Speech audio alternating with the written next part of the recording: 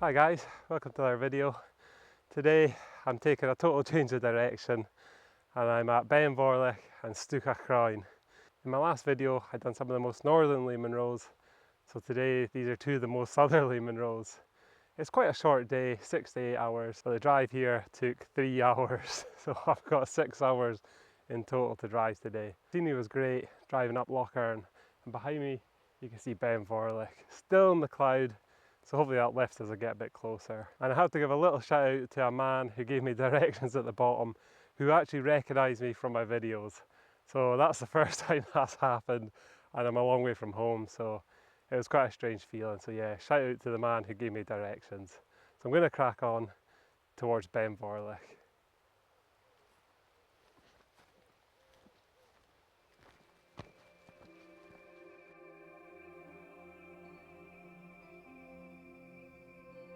The first part of today's walk was nice and easy along this track.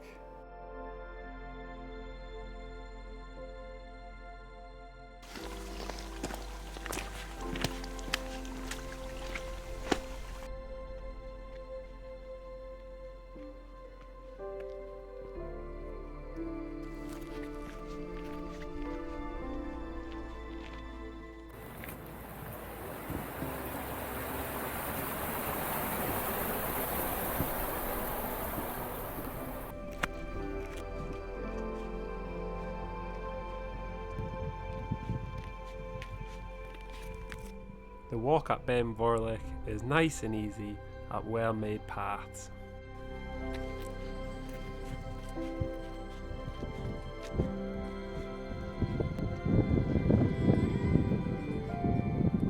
So I'm getting close to the top of Vorlich now.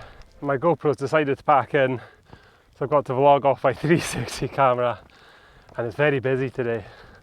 I'm not so used to these popular hills, so I don't think I'll be able to do a bit to camera at the top of these Munros. And the first Munro is Vorlich, and it's 985 metres high. It means hill of the bay. It doesn't take long, I think it's just a couple of hours from the car park at the bottom. So yeah, I'll check in at the top.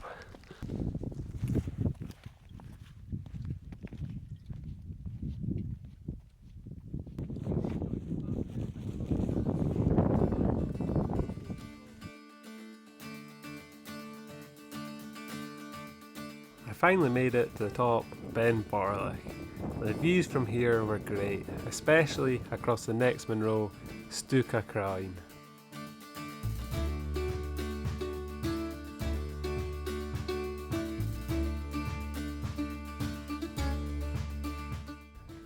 So that's me just come off Vorlich, and now on to Stuc A'Chroin, which is just behind me here.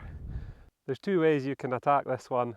You can go up the steep face there, which has a little bit of scrambling involved, or you can detour it to the right hand side. So I'm not sure what I'm going to do yet, but yeah, I'm looking forward to going up the second Munro of today.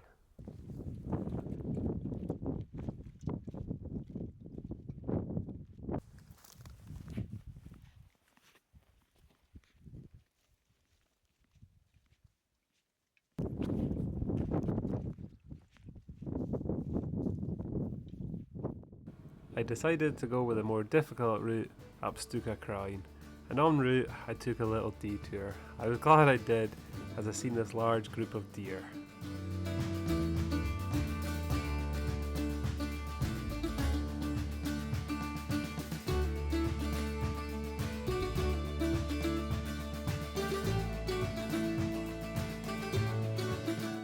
The scrambling up here wasn't actually too difficult.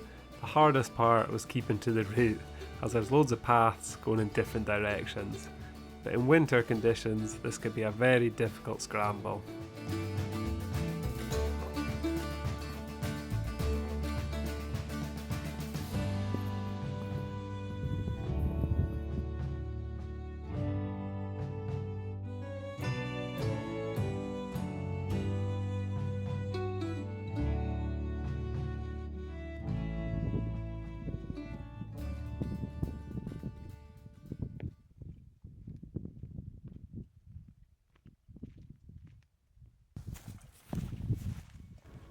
So eventually I made it to the top of the next Munro, and confusingly there's two summit cairns, so I had to visit them both just to make sure.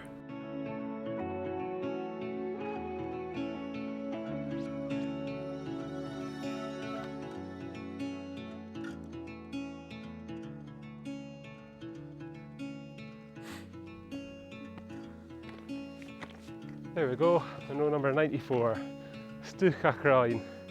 And at 975 metres, it's 10 metres less than the one before. And the best view is probably back to Ben Vorlich behind me.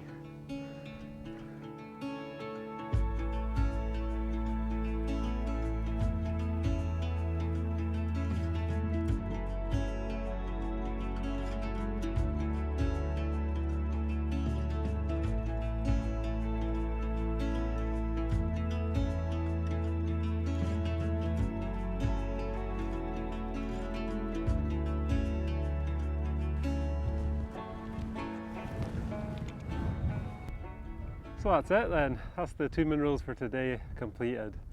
And what a day it's been, amazing. It's actually pretty cold up here.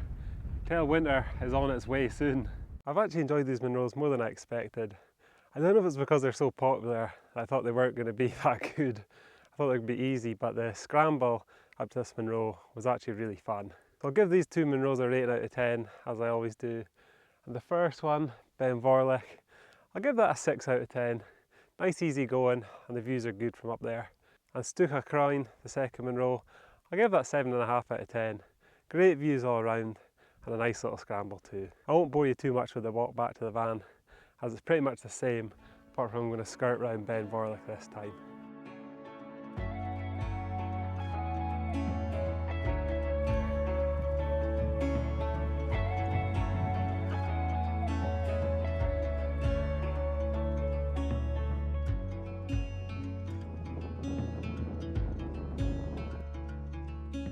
So I had an amazing day out, and I'm now approaching the 100 Munro mark. One thing to mention is it's boggy on the walk out if you take this route.